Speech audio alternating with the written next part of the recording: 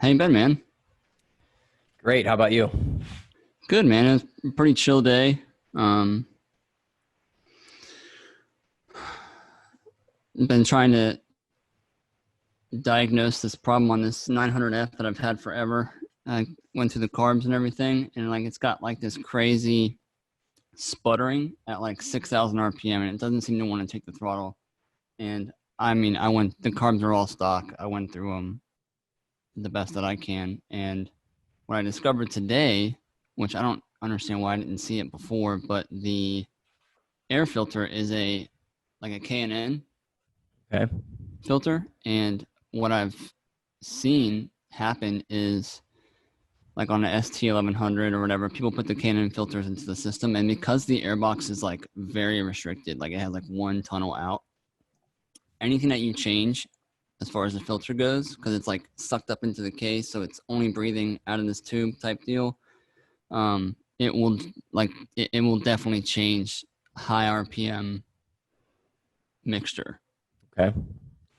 And I asked the guy, I was like, "Did you put this new air filter in here?" He's like, "Oh, I don't remember." So instead of me opening the carbs back up, and doing that mess, I'm gonna put a stock filter in it tomorrow and see if that solves the problem. But other than that, worked on that today.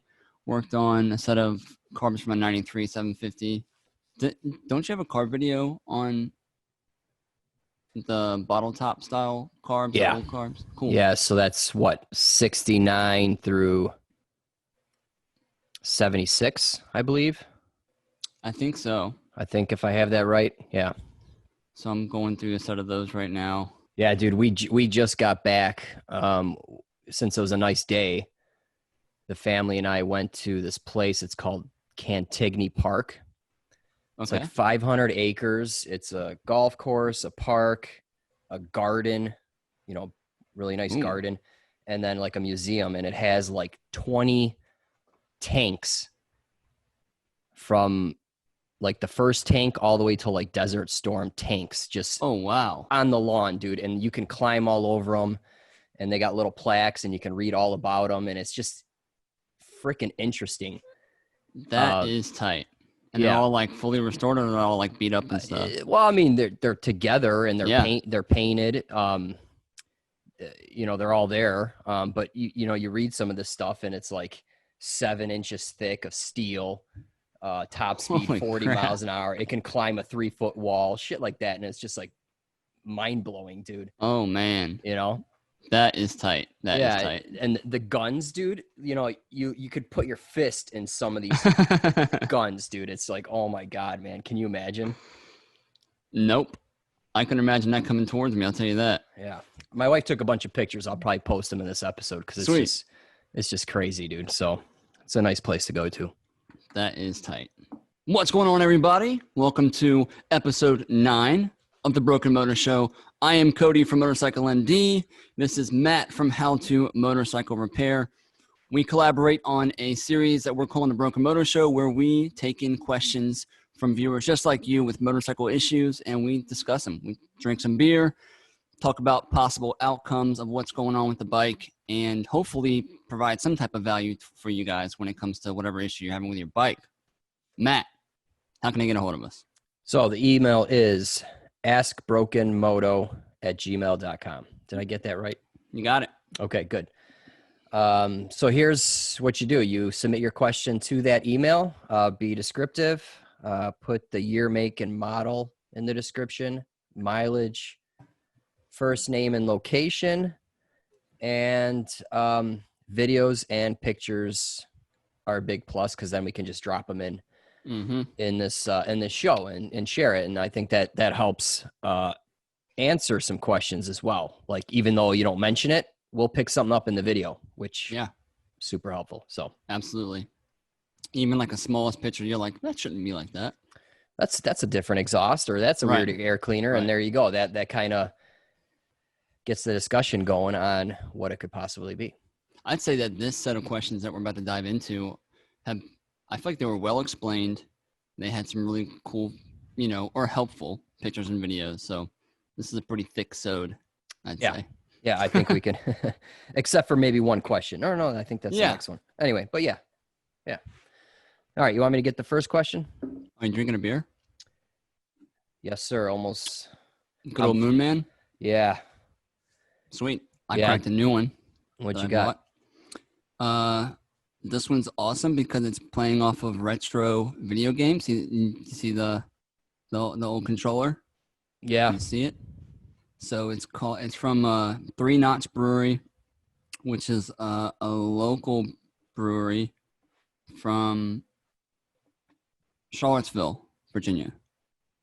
And they went and they did a collaboration with this place called Trapped, but it's called Bowser's Favorite Blonde Stout. And Wow. I would give this a solid 8 out of 5. I'm sorry, 8.5 out of 10.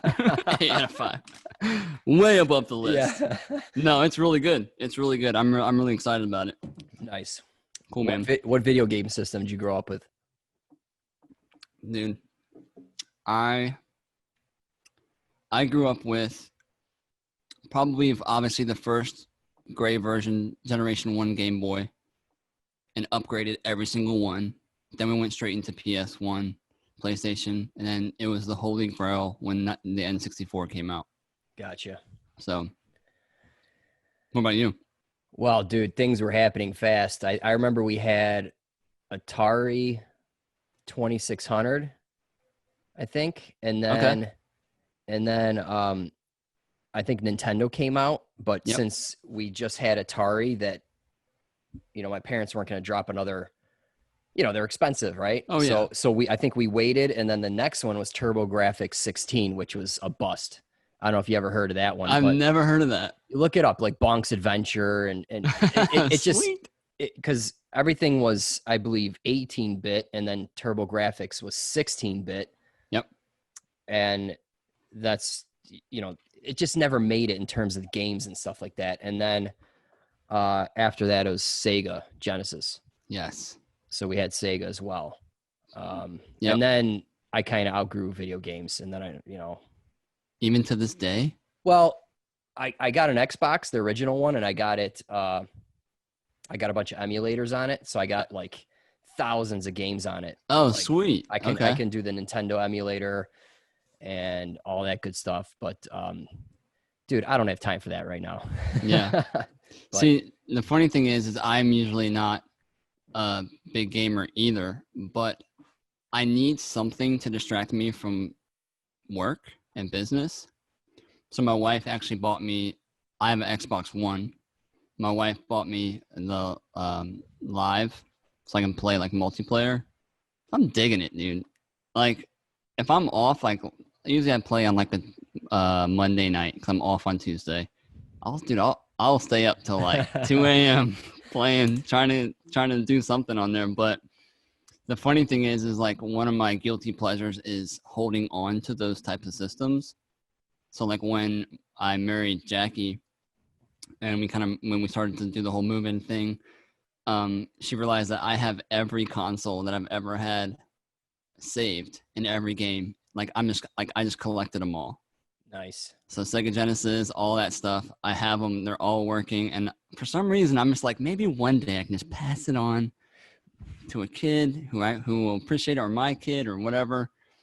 I don't know. It's like a guilty pleasure of mine. She's like, we got to throw them out. I'm like, we're not freaking throwing them out. Like, don't get rid of them. Some of that stuff is worth money, man. It is, dude. It is. I have a buddy who has a lot of free time and he collects all sorts of stuff, dude. Yeah. He even has a guy that he knows at the thrift shop. He's like, hey man, if anything comes in, put it aside for me. And then he's got like a side thing going on where he gets that's how you all do these it right games. there. I'm just like, holy shit. That's killer, man. Cool. Yeah. All right, let's get in this question. I will throw in one thing before we begin. I think we have answered a lot of questions, and I think it could be time that if you guys have listened to this and you received help from here, let us know what happened. I think it'd be cool to kind of hear back from some people. Say, hey, that was a dumb response and it didn't help at all. I'm still stuck. Or maybe it did help, or it helped you kind of point towards a different direction. I think that'd be really cool to hear, because we probably answered 30 questions. Wait. Yeah. Yeah. Yeah. So like maybe like an update video, you're saying? Yeah.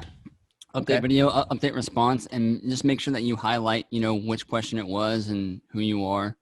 We might be able to cross-reference, and then we can make that a whole little episode as well. Yeah, go first full circle, and then everyone learns what the outcome was. Yeah, because one of the biggest things that we do in the shop is like, cool, you have a problem, and maybe I never, like, if the guy beside me, if he fixed a problem that I saw in the work order, it was running rough or whatever, I'm like, yo, how'd you fix that?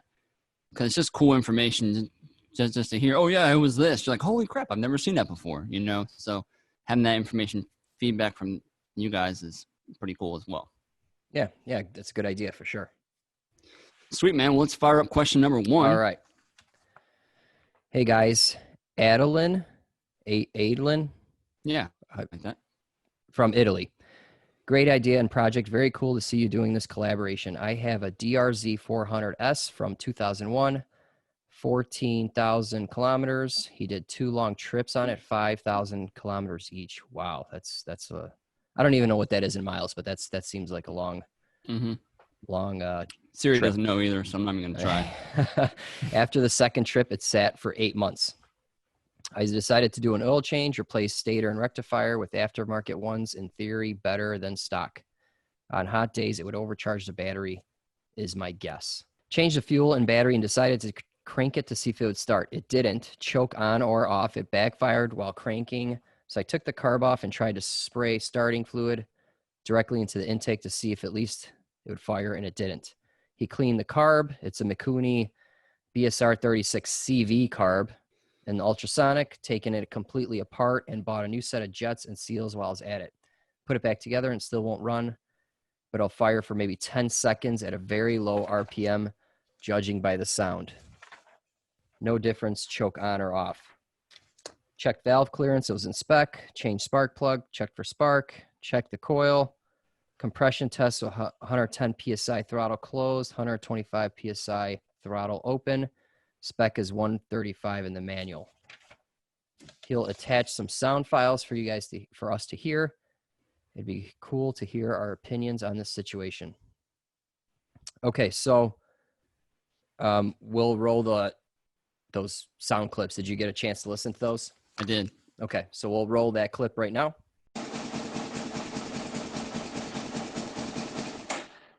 Okay, so in that clip, one thing I noticed is that the RPM is way low. Mm-hmm. And with these 4-strokes, they like to idle at like 1,800 to 2,200 RPM. So I think, I don't know why this would come out of adjustment, or maybe if he tinkered with it when he was cleaning the car, but try to get that idle screw screwed in so the thing, or when it's running, try to get this thing to idle higher, because it's barely running in that clip. Right. Did he say that he bumped the RPM up, or is that different? I think that was a different question. Okay, yeah, that's good advice. That's good advice. Yeah, because it definitely sounds like it's like at the lowest that it could ever be. Right.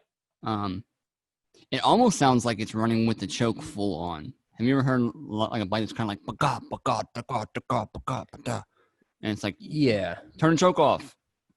Yeah, and then like so I mean it sat for 8 months, so yeah, it could definitely get dirty. That's a pretty short time, but yes, it could get dirty enough to where it won't start. So then you decided to take the carb apart. So since you had the carb all apart, I would make sure you got the fuel screw, pilot jet passages all clean. Make sure you reset the fuel screw to whatever, start at the factory spec, get the idle screw turned in, and see if it'll run better. Yeah. And then fine tune the fuel screw and idle screw. And I think it should be okay. I mean, that's nothing's really changed here. Right. What I picked out of this, and this is like a quote that I tell all of my members inside the inner circle,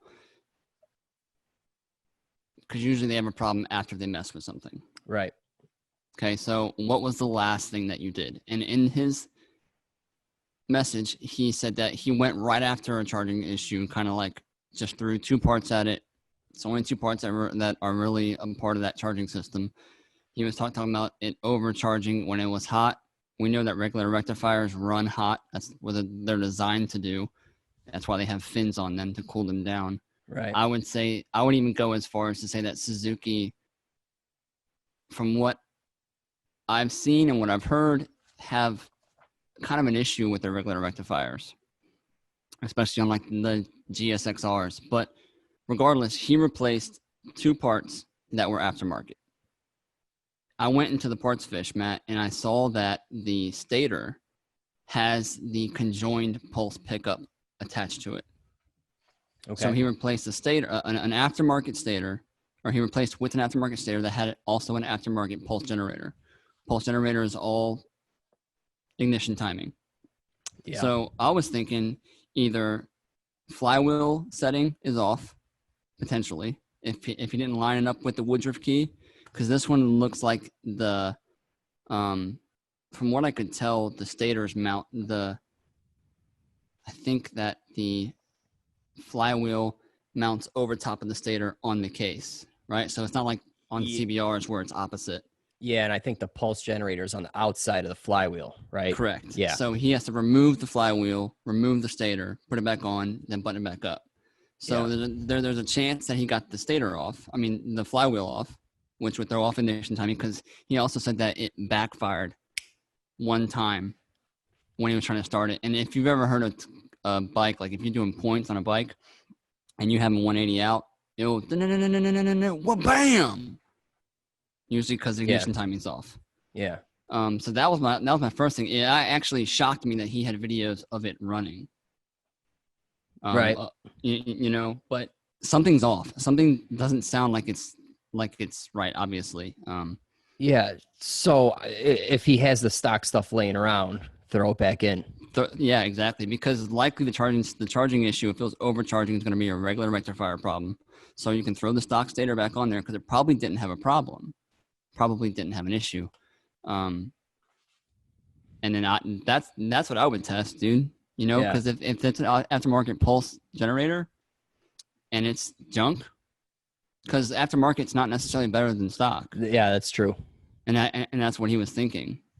Right. So that's the route I would take. The last thing he did, even though it did sit for 9 months, that carb had to be cleaned regardless. Right. I think he was on the right path for that. I think he might have it good enough to where it's trying to fire.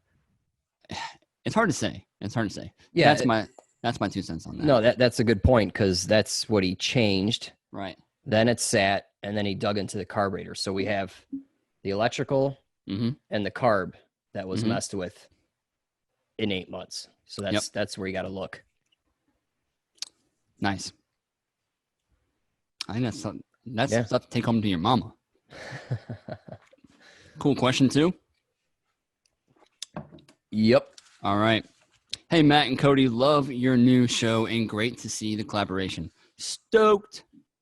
Bike, 1996 R1100 GS, 62,000 miles. This is a BMW, which was actually a little bit strange territory for me, Matt, because I have never actually had to search for BMW stuff. But I had to do a little bit of learning on this bike because I've touched like a R7. I think that's what they're called. The old 70s R, I don't know, who knows. But I don't know anything about BMW, so this was a fun one. 62,000 miles stock aside from removal of the charcoal canister. Fuel injected, this is a fuel injected miles. I believe it has 2 injectors. Okay. Symptoms: periodic on throttle, hesitation, stutter. It is most pronounced after an extended downhill off throttle coast to a stop. When I am back on throttle to start at the bottom of the hill, excuse me, after about 5 to 10 feet, I lose power momentarily. Then the engine catches, but at significantly reduced power for up to 10 to 20 seconds. If I blip the throttle to increase revs, it usually corrects itself. The symptom also occasionally expresses after filling up. So after he fills the tank up, which is kind of an odd one. The other symptom, I believe, related is during the transition from open loop to closed loop fueling. I have a similar period of reduced power. Then the engine catches again and runs normally. Troubleshooting. So he did some time to ask around and do some probing. The BMW community is full of sideline coaches and amateur diagnosticians with several ideas how to remedy. So far, I've tried cleaning and syncing the throttle bodies, calibrating the throttle position sensor, replacing the fuel injectors, fuel filter, and Hall sensors. Runs much more smoothly, but still has the problem. The last thing I did with some positive effect was to remove the plug that tells the Motronic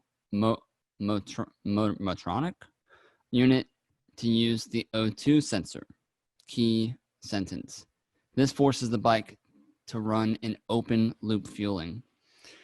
Problem cured, or at least masked, but not a good scenario for my catalytic converter on fuel mileage. Before I continue to throw more time and money at this problem, I would love to hear your thoughts. Cheers, my brothers. Matt from Worcester, Vermont. P.S. Thanks for all the help resuscitating back to life my wife's 82 CB450 SC Nighthawk.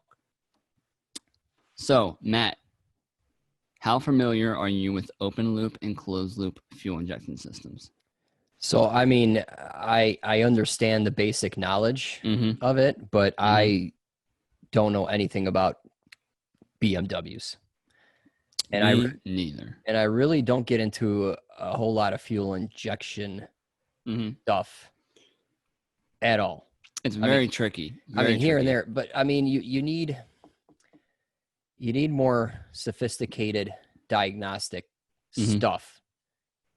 And I don't work at a dealer, so I don't have access to that stuff. So that's why I kind of stay away from it. Spoiler alert, even though they have high-end quality testing equipment, doesn't help but so much. A lot of times you're running into problems. What we face is where it's like, if all else fails, replace this. Like, that's always what it comes down to. Yeah. If this is fine, replace this. You replace it, it doesn't fix the problem. Right. Sometimes. And you keep going, right? You keep going, man.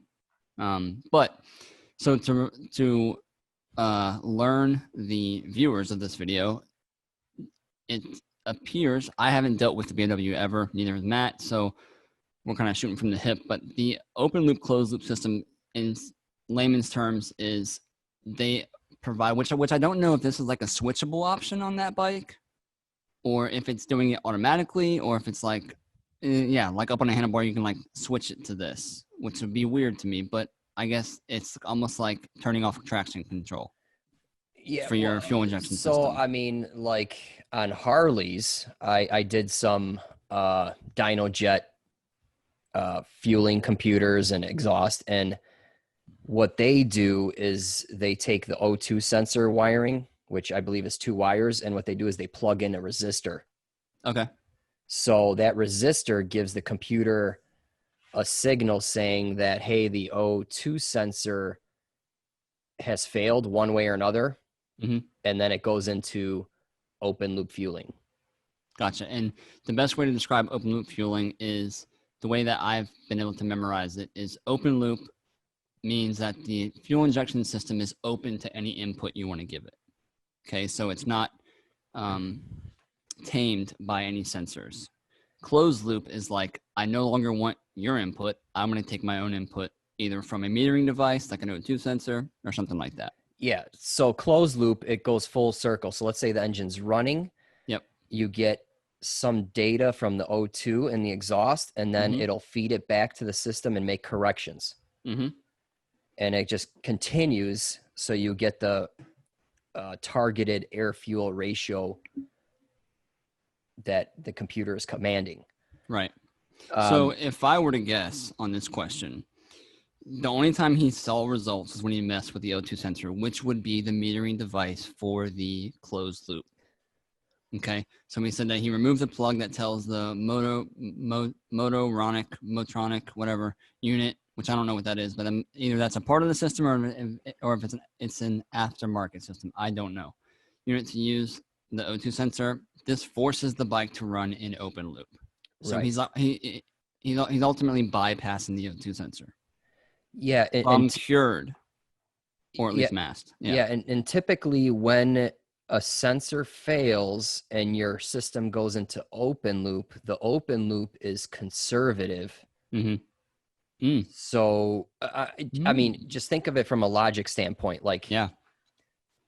that's what manufacturers of ECUs try to do. Like, so what am I trying to say here? So if it goes into open loop, the thing's probably rich, or it goes to the map table.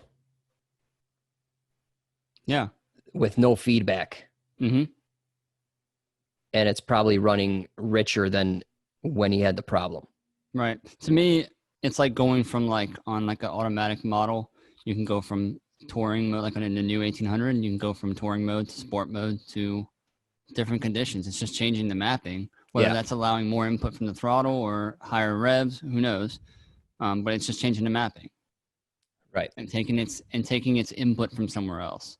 So to sum this up, I feel like if he's having to bypass the O2 sensor, the bike's got what, 62,000 miles, which is kicking it, you know? So I looked on Parts Fish because I wanted to see if this was fuel injected. I wanted to see if it had O2 sensors, and I looked at all that stuff, and the O2 sensor is like almost $400. Jeez. So I think he's bypassing the O2 sensor because he doesn't want to buy a new O2 sensor. Yeah, but that's steep, man. It is steep. It's very steep. And on Honda's TRX 420s from 2017 to now, we've had O2 sensor problems. And I'm not saying that like this is his problem because it's two completely different fields, but O2 sensors, I'm just saying that to say that O2 sensors can go bad. It's not like it's like rare for an O2 sensor to go bad. But it sounds like he needs to replace the O2 sensor because he didn't replace that in any of the description that he told us. And now he's having to bypass it, and that's masking the issue because it's running in the open loop. Yeah, you know what would be interesting is to see how much an aftermarket fuel controller would be for this bike. Yeah. It'd probably be cheaper than $400. And probably. In that case, you disable the O2 sensors in some cases, and then you might get a better tune out of it. I mean, like a performance tune, if that's what he wants to do. I don't know. But right. Because then you might be able to like lean it out and somebody's not so concerned about the catalytic converter being ruined. Yeah. Or enriching it up or whatever the controller can do. Yeah, but what I've learned are BMWs are not cheap, no matter which way you look at it. I mean, it's a premium bike, man. Absolutely. So absolutely. Premium parts, premium work, all that. But that doesn't mean O2 sensors can't go bad. Right. So that's what I like, just trying to muster up something to give this guy. I think that he's onto something. He's jumping over the problem. And I wonder if there's some kind of test procedure for that O2 sensor, or, I mean, is this thing throwing any codes or anything? I mean, it should do something, right? That would be awesome if there's a way to read out some codes. Yeah, that's also good advice. I feel like that would have been the easiest thing. I feel like he would have mentioned that first. I'm throwing a code 42.3. Yeah, it says it's the O2 sensor. Yeah, but I'm not familiar with this bike at all, so I don't know. Can't help there. Yeah, there's probably some type of resistance check for the O2. They can't do much after that. They can test power to it and power leaving it, you know, if it's going to the ECU or not. That's really what the manual's going to say. Is there power feeding it when the key's on? Is there power leaving it when the bike's running? Back to the O2 sensor. Those are your signal inputs. Beyond that, it's probably going to be some crazy resistance check. And those are not always the silver bullet as far as go or no-go part. Yeah. Honda actually did away with a lot of the resistance checks on parts after like the 80s. Because they'll be like, on like the 80s bikes, on like an 81 404 or whatever, they'll be like, if the ECU resistance of the yellow and black wire to the blue wire is 4.7 ohms, if it's anything outside of that, it's bad. And you replace the part, and it's like it doesn't fix the problem. So it's like, oh crap, the resistance reading can be varied, and they weren't prepared for that. Right. So resistance reading are kind of hit or miss. Another thing to note is that this O2 sensor is probably a narrow band, which is for cruise. So Okay. narrow band is just to read Stoich 14.7 to 1 or whatever. Okay. Not a wide band, which can go Interesting. All right. the whole thing, the whole spectrum. So he's having an issue at what, cruise or acceleration. So he's probably right at, at a cruise condition at Stoich, and he's trying to lean onto it. So he's probably switching on and off of that narrow band. Right. And he said it was like right, and he could sound like it's pretty consistent right after like a long decel, which decel is known for unburnt fuel type situations because you're slowing it down, the motor's still kicking, but you're not giving it throttle, so it's kind of unburnt fuel situation where bike start backfiring, all that crap. So he could be riching it up like crazy, and all of a sudden he goes to throttle up, and something's like gagging or something. Who knows? Yeah. Or it's the O2 is fouled and he needs to spend that $400. Damn. That's a killer. That's big money, man. I'm sorry you got to buy that part. Yeah. Cool. All right. Before we get into the next question, let's thank Justo. He bought us a couple beers, so thank you for that, man. Thanks, man. Much appreciated. I'm gonna refill my cup with your beer. Fantastic. We really appreciate that, guys. We have a beer fund. It's a way to, help support us. We do take a lot of time to dive into your questions. We do research. We talk. We set up for an hour or two and try to muster through these questions and time schedules and do all this stuff. We're actually on 2 different time zones, if you guys didn't know that. So it's a lot of work, and we really appreciate just that small amount of support that you give by just buying us a beer on the link that we have for you guys. Yeah, and we'll drop that in the video description below. Yeah. So thanks, Justo. Thanks, brother. Cool. Question 3. Is this you? Yeah. All right. Sweet. Cody and Matt. Aloha from Maui, Hawaii. Dude. Nice. I've never been to Hawaii. Me neither. I'd love to go, man. Oh, man. What a simple life, dude, to live in Hawaii. How much do motorcycles or cool cars cost in Hawaii? Probably double or triple, right? Oh, I'm sure. It's just ridiculous, I'm sure. All right. My name is Chris, and I got a 79 Honda CB750K that I'm struggling with getting running properly right now. I've been a longtime subscriber, fan of Cody's channel with all his knowledge, and just recently discovered Matt's channel as well. I've been searching YouTube for some tips and answers to my numerous troubleshooting adventures lately. Glad you combined forces here and been watching the last few episodes. All right, so he's got a Cliff Notes version of his issue and a long version. Let's go through the short one first, and then there's some good stuff in the long version too. So for sure. Hold on 1 second here.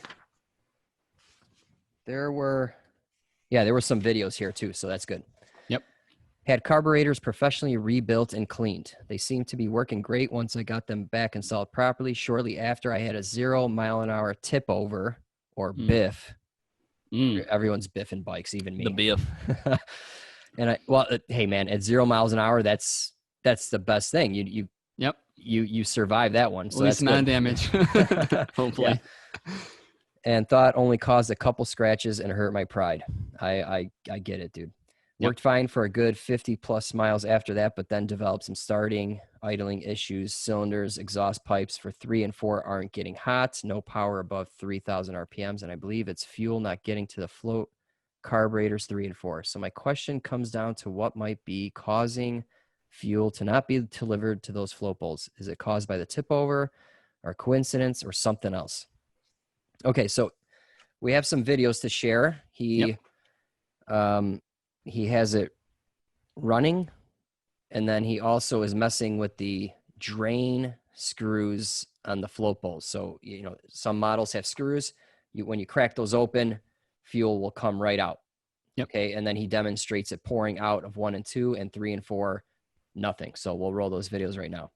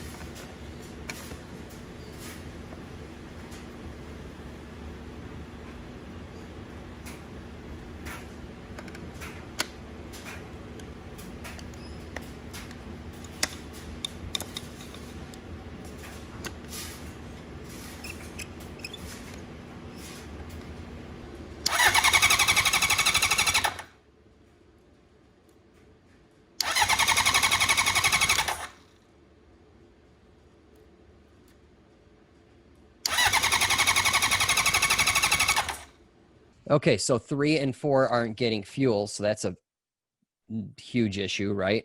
Yep. On this model, are there 2 fuel lines that feed No. 2 sides, or is it one that goes across? I think I only saw one fuel line in his. Yeah, I'm pretty sure it's one. It's one feeding like a T, Okay. and then that feeds down the rail. Okay, gotcha.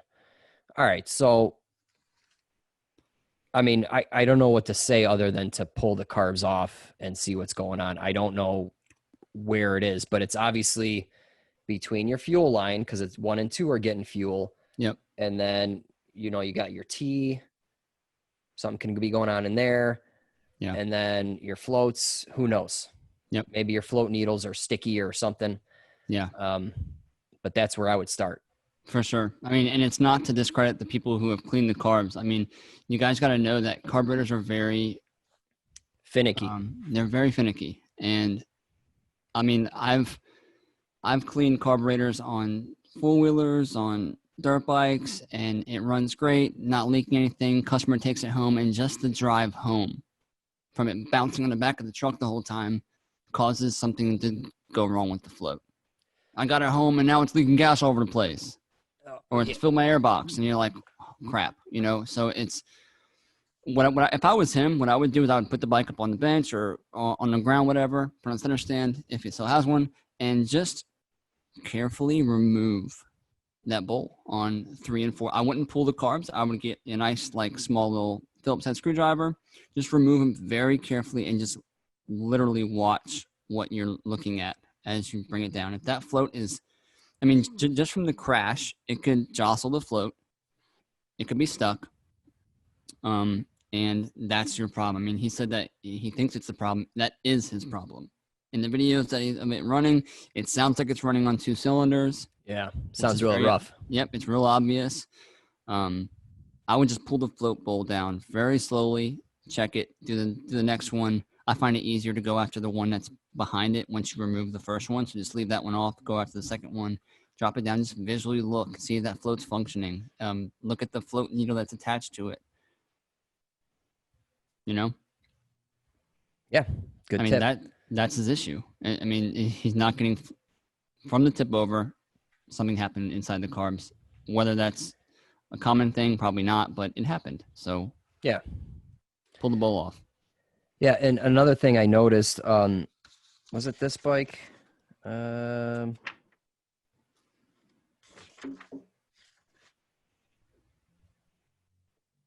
Is this the one that had the fuel filter and the worm gear clamps and all that on there? So, I mean, I would get rid of all that stuff. Just go straight fuel lines, get the correct size fuel line, which should be 5.5 millimeter or whatever on this one.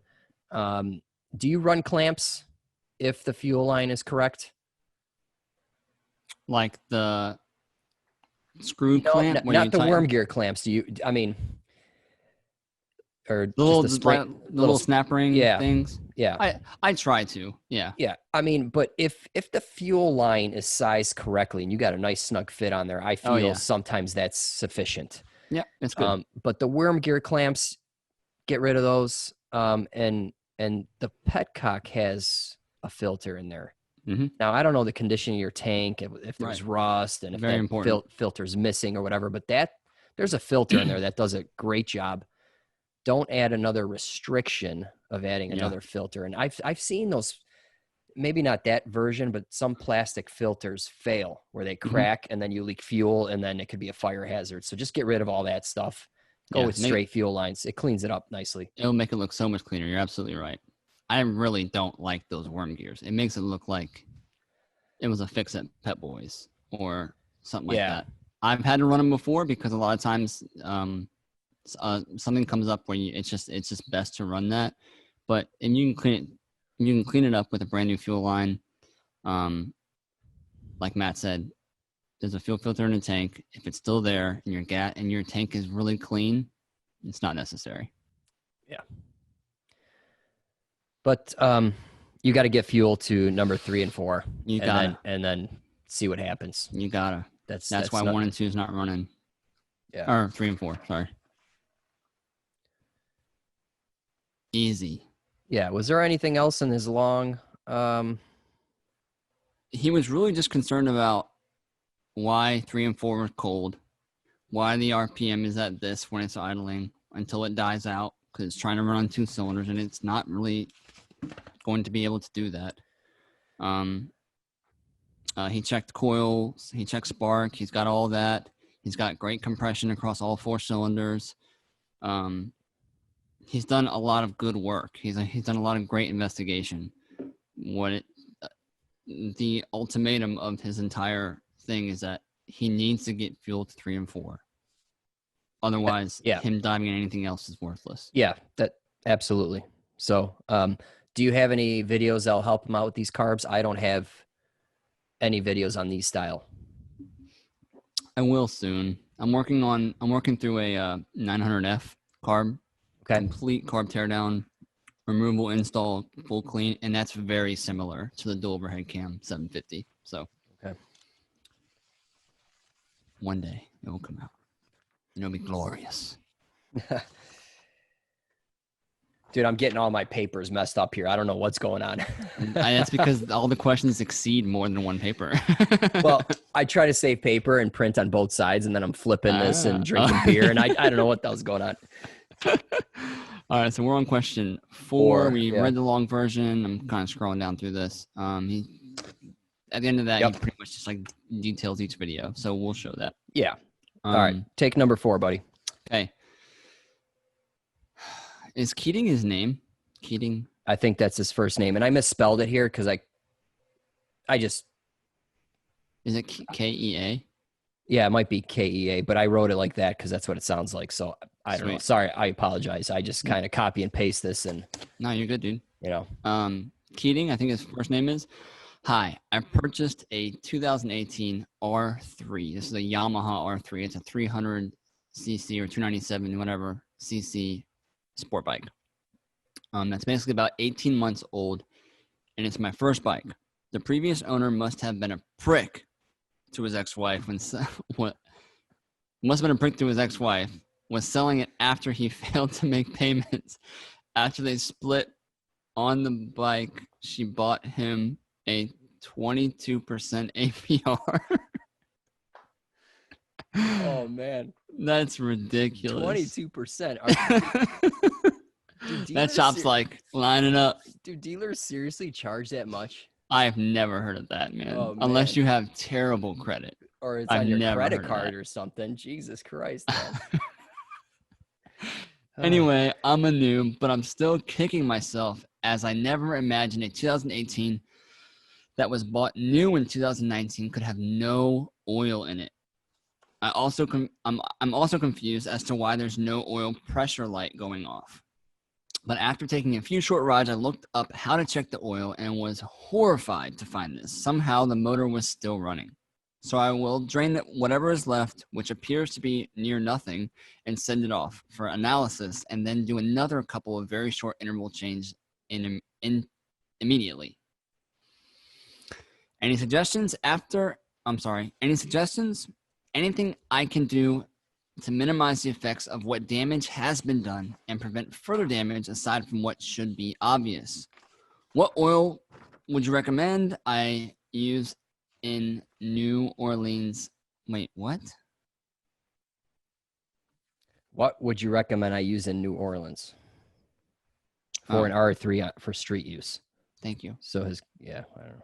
Should I ditch this bike ASAP? Luckily, it's never gotten above about 40 miles per hour and has maybe a total of 40 to 60 minute rides time since I bought it, but God knows what they did to it before that.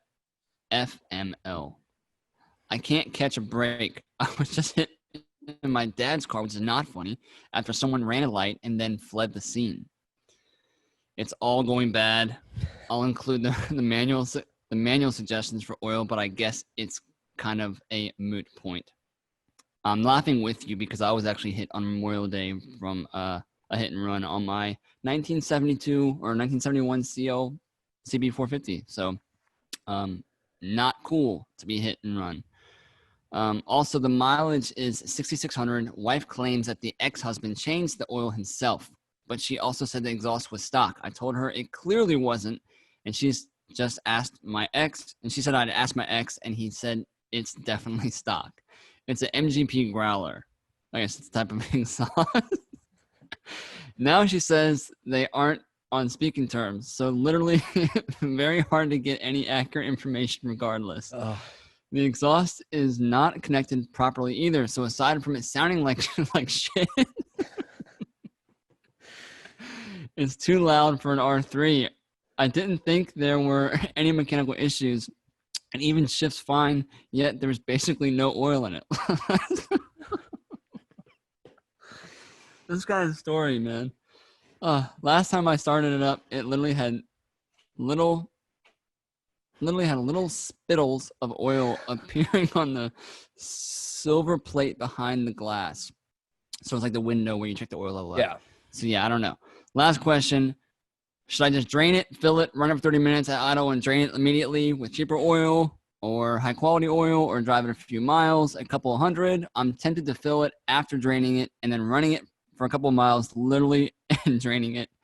I guess how much oil drains out and what it looks like can inform that a bit, but I don't see how much can come out of when nothing shows in the sight glass when the bike is balanced.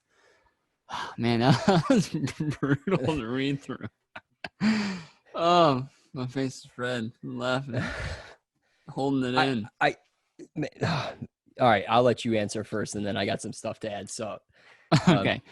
So those 300s don't use a lot of oil. It's maybe like a quart and a half, if that. Maybe a quart and 3/4. It's not a lot of oil. Okay, so if the guy probably didn't change the oil in it, or if he did, he either didn't check it right or whatever. So the cool thing is that nobody these days are really making bad bikes. Okay, so the reason why I say that is because you can run, I've seen many bikes run very low on oil and be completely fine. Okay, as long as there is oil enough to slosh around the crank and get up to where it needs to be, it's going to lubricate something. I think he's maybe a little dramatic on it being no oil, but there's probably totally less than what should be in there. It's not in a sight glass when he stands it up upright. Obviously, it's low. It's probably at least a half a quart low. But if it's just a half a quart low, there's no real issue there. Obviously, you do want half a quart more in there for it to properly clean itself, lubricate, all that stuff.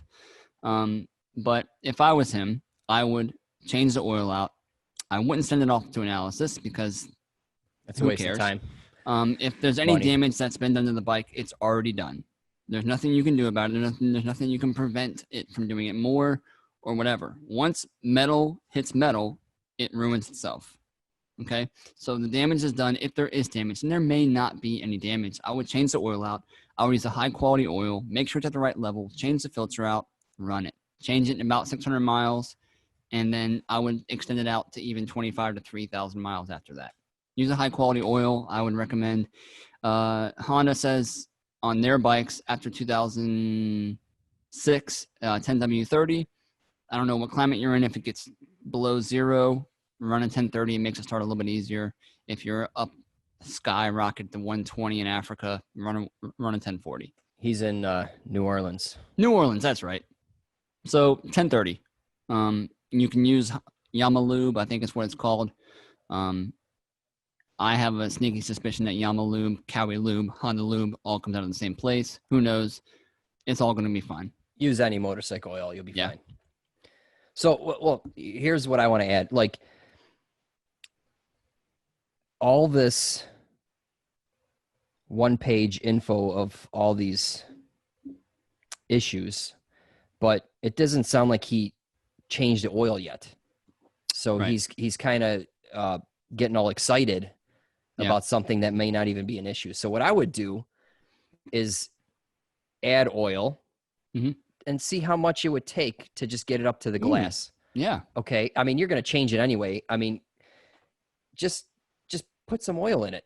Right. And see how much it'll take. I mean, if you dump in a quarter quart and it comes up, or a half quart or whatever, you're fine, dude. Yeah. Another thing you can do is don't add the oil and drain it and measure it. Mm-hmm. And then compare it to what a full oil change will take in the manual. Obviously you got the manual because you gave us a picture of what Right. oil it's supposed to take and whatnot. So do that. But yeah, I mean, add oil, change oil, whatever. But the thing's running, man. Just keep going. You know, you bought it, you own it. Yeah, don't send it out for analysis. That's a waste of time and money. Right. That's not going to tell you anything or make you feel any better. Yeah, it's I think it's going to be fine. I mean, I've seen bikes come in with that low of oil, not in the glass, and you're like, what are you doing? You know, I tell the customer, you know that it's not, the oil is not on the dipstick at all. You know, like you realize that. Like, no, I didn't even know. Well, from now on, check your oil. You know, it's not like we need to rebuild your motor. You know, it's not necessary. It's just, listen, you messed up once. Let's try to do this again. Hopefully he does. But I'm told this to some, I think I've said this before somewhere, but the standard for motorcycles to burn oil is a quart every 1,000 miles. They are allowed a quart of burned oil every 1,000 miles, which is a lot. So are cars. It's just crazy. Right. That's but worse these than companies aren't doing it, you know? Yeah. That's crazy, man. It is. It is. So your oil will drop. And I don't think the guy ever changed the oil. If he did, it every service interval on any bike that I've seen is within the first 600 miles. Then after that, it's at 4,000 miles.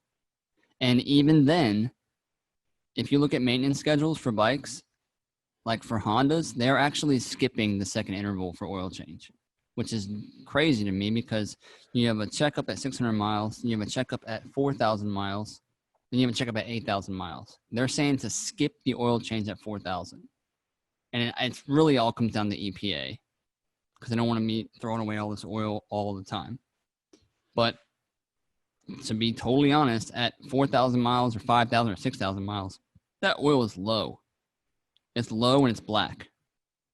Change but it. it's your job as the owner to make sure that's at the right level. Just because it's black doesn't mean it's bad, but it's your job to make sure it's at the right level. Yeah. Dude, my brother just told me he's got a 2000 something XR70, you know? Mm-hmm. And he's like, dude, I mean, it's been smoking for like on D-cell and it's, you know, whatever. Okay. Yeah. He's a grown man on a little bike ripping the hell out of this thing. Okay. But anyway, he's like, dude, I checked the oil, wasn't even on the stick. And how much does it hold? Like 3/4 of a quart, right? I'm like, yeah. He's like, man, I poured more than half a quart in this thing. It was so low. Oh, so no. I'm like, ouch. Oh, so, man. I mean, he had little to no oil in that thing. He's burning it. Yeah. He's definitely burning it. We know it's burning, yeah. but nothing to, you know, we're not going to do anything about it. Right. It's really hard to kill those XRs. yeah. And if you do, then you just deal with it then. I mean, it's a pretty simple motor. Oh, did the picture that I sent you of that piston? That thing had, man. That thing had no oil. No oil. So when you removed the oil plug, how much came out? I haven't yet because it came in and it was like, won't run, smoking excessively. And I checked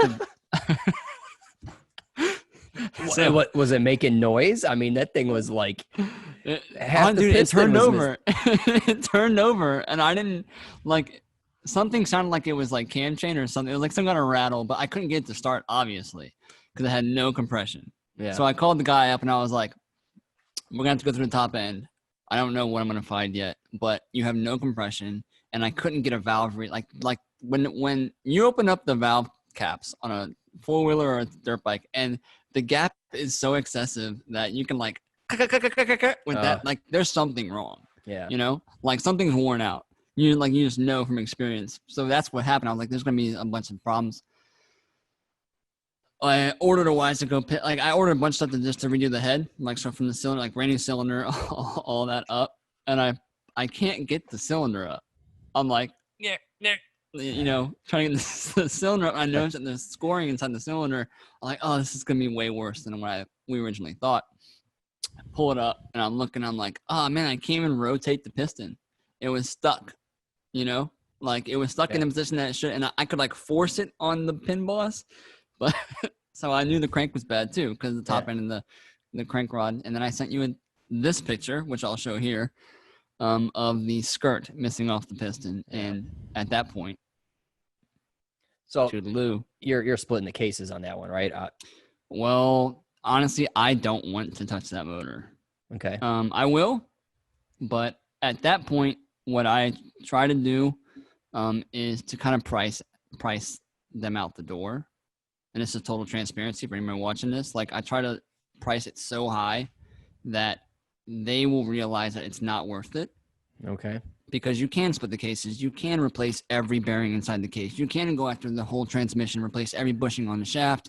You can flush out the entire oil cooler system. You can do all of that stuff. New oil pump, but you're talking parts.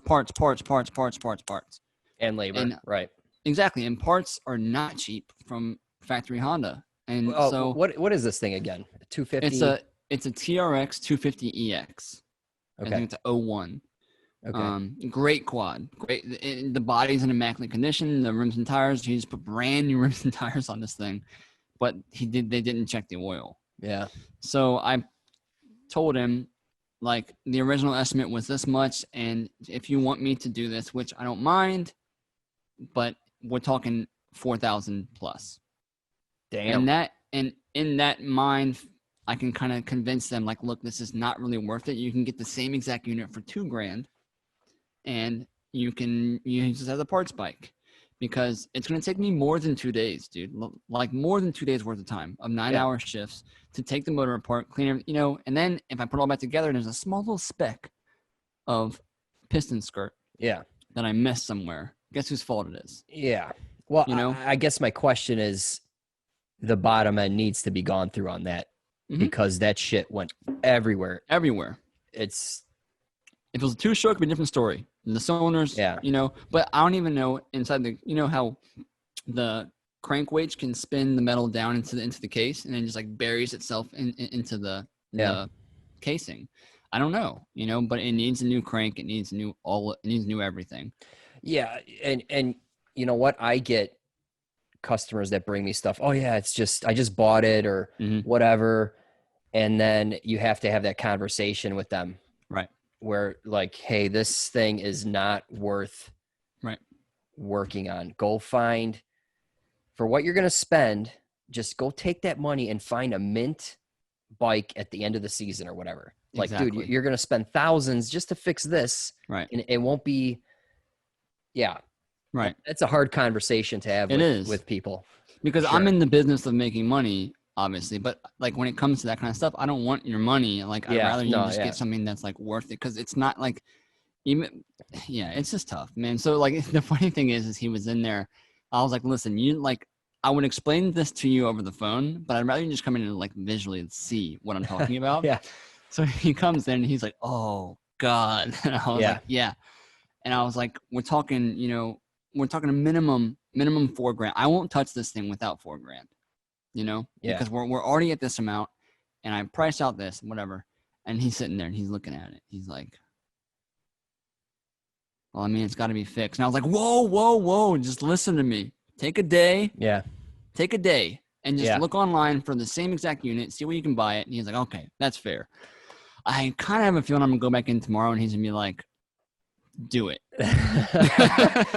You know what though? Like, you can literally take that bike in pieces and part it out on eBay and make some money, and then just go find a used one. I mean, dude, my brother parts out bikes. He'll buy a mint bike and just part it out, and he'll make a lot of money on it. Yeah, like twice as much. Yeah, it's crazy. I know. So, hey, you know, that's an option. We say all that to say that check your engine oil, because when it's low, it can wreck the motor. But hey, I didn't look, but does this R3 have an oil light? It should, right? I would imagine so. And I don't know if it's a oil pressure light or if it's a oil temperature light. Because it's more than likely liquid cooled. Yeah. And just because it has an oil light does not mean that it has it's like an oil pressure thing. It could just be either an oil level thing. And I'll tell you right now, if your oil light is coming on and it's a level type situation, and the oil light comes on, your motor is done. By that time, the time that the light comes on, you have reached a point where wear has been done.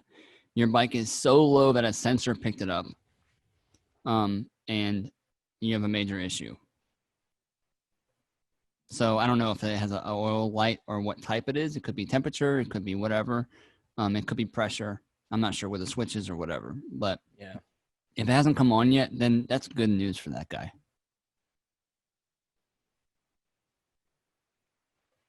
Sounds good. Yeah. All right, man. So that was 4 questions in this episode. That was 4 questions. Yeah. Fantastic. We're going to close this out, dude. Yeah. So you guys have a tech question, submit it to askbrokenmoto@gmail.com. Yep. That's it. What else you got to add?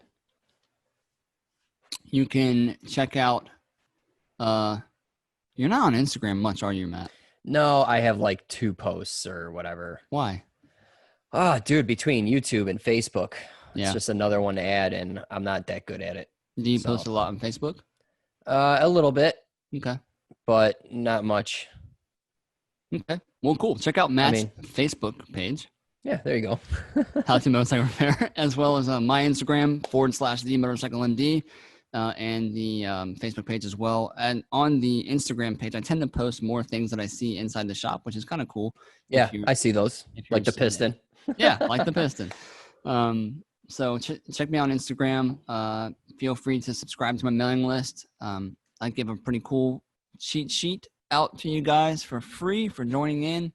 I got apparel and that kind of stuff too. So every new video comes out every Tuesday for the Broken Motor Show. Again, thanks everyone for buying us a beer. Yes. Thanks, Justo. Thanks, Justo. So until next time. That's it. Awkward pause. Later, guys. All right, guys. See ya. Take it easy.